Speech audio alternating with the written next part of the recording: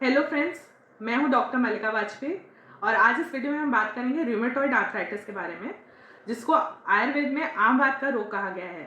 Rheumatoid arthritis एक chronic inflammatory disease है, मतलब लंबे समय से चले आ रही बीमारी जिसमें जोड़ों में सूजन, दर्द, लालिमा होना, पेन होना, इसका स्वेलिंग होना, इसके लक्षण पाए जाते हैं।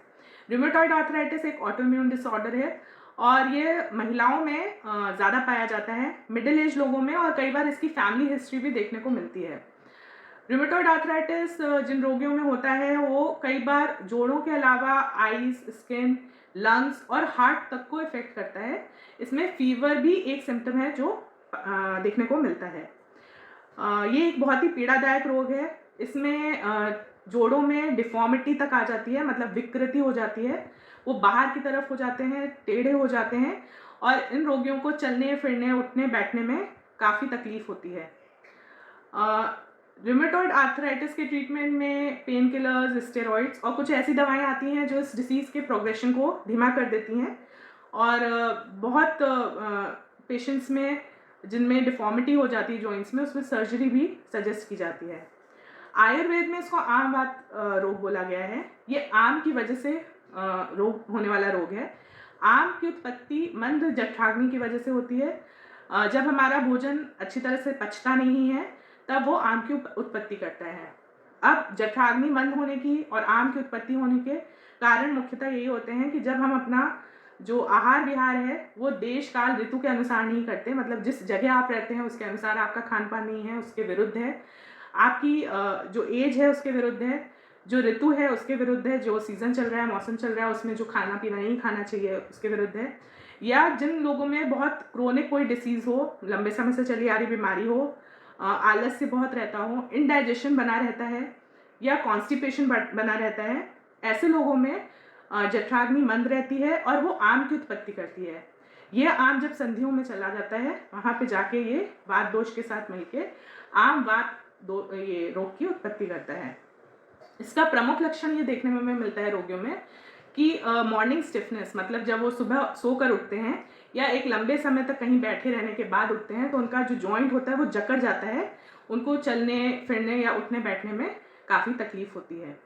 आम वात के चिकित्सा में इसमें दीपन और पाचन चिकित्सा दी जाती है आयुर्वेद में, मतलब ऐसी चिकित्सा जो जठराग्नि को बढ़ाए और जो आम शरीर में है उसका पाचन करे।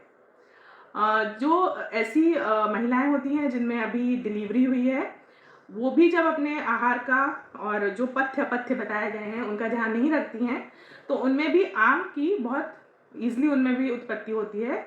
और ये शिकायत कई औरतों में डिलीवरी के बाद देखा जाता है कि उनमें जोड़ों में दर्द होना, स्वेलिंग आना, रेडनेस होना, छूने पे आम वात के रोगियों के जो जोड़ होते हैं वो गर्म महसूस होते हैं, वार्म होते हैं और इस तरह से उनमें भी चलने फिरने, उठने में, काम करने में, हाथों की उंगलियों में, इन सब में दर्द की शिकायत पाई जाती है। आयुर्वेद में जैसे मैंने बताया कि दीपन और पाचन बताया गया है, तो खाने पीने में भी बहुत सारी चीज़ें हैं जो बताई गई हैं, आप खा सकते हैं, और कौन सी चीज़ें हैं जो आपको अवॉइड करनी चाहिए। पुराना चावल, पुराना गेहूँ ये आप ले सकते हैं। कुल्थी की दाल, हरी और पीली मूंग की दाल, ये भी इसमें खाई जा सकती है। कौन सी चीज़ें हैं जो आपको अवॉइड करनी है, जैसे सोयाबीन है, राजमा है, फलों में केला है और मटर, आलू, गोभी, इन सब चीज़ों को अवॉइड करना चाहिए। खट्टी चीज़ों को अवॉइड करना चाहिए आम वात के रोगियों को। इसमें बहुत अच्छी अच्छी औषधियाँ हैं जिससे इनके लक्षणों में काफ़ी कमी आती है। गुड़, जिसको आयुर्वेद में अमृता भी बोला गया, अमृत के समान बोला गया है क्योंकि ये औषधि कई सारे रोगों में बहुत अच्छा कार्य करती है और आम वात में भी इसका बहुत अच्छा उपयोग देखा गया है।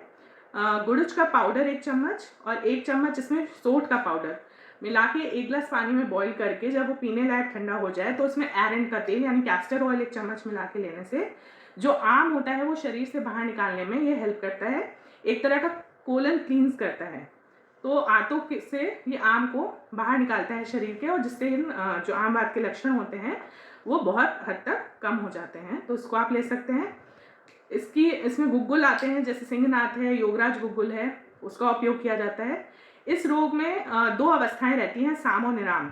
इसकी आप में रोग किस अवस्था में है ये एक डॉक्टर के कंसल्ट करने के बाद ही आपको पता चलता है और उसी के अनुसार आपको औषधियाँ दी जाती हैं।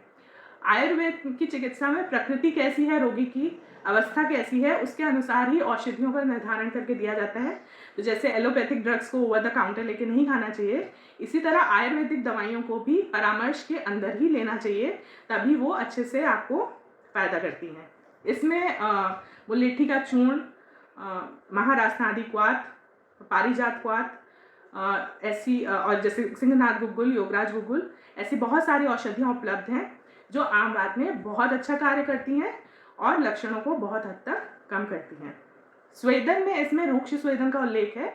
इसको वालुका पोटली स्वेदन कहते हैं। वालुका मतलब सैंड। अगर सैंड आपको नहीं मिलता है तो नमक है या लहसुन है, उसको तवे पे गर्म करके एक कॉटन के कपड़े पे उसकी पोटली बना ली जाती है और उससे सिकाई की जाती है जॉइंट्स की। उस पोटली जब वो ठंडी हो जाए तो फिर तवे पे आप गर्म कर लें, जब वो सहने योग्य हो जाए तब उससे सिकाई इसमें बहुत ज़्यादा फ़ायदा करती है, सूजन भी कम करती है और पेन भी कम करती है। इसमें तेल की मालिश कॉन्ट्राइंडिकेटेड होती है, जो कि आपको ऑस्टियोआर्थराइटिस या संधिवात में बताई जाती करने को परामर्श दिया जाता है। पर आम बात के रोगियों में तेल की मालिश लक्षणों को और बढ़ा देती है, इसलिए इसमें तेल की मालिश का निषेध होता है, उसको नहीं करना चाहिए। So hope this video helps you, and please subscribe the channel, share the video and like the video. We'll meet again soon. Be healed by Ayurveda.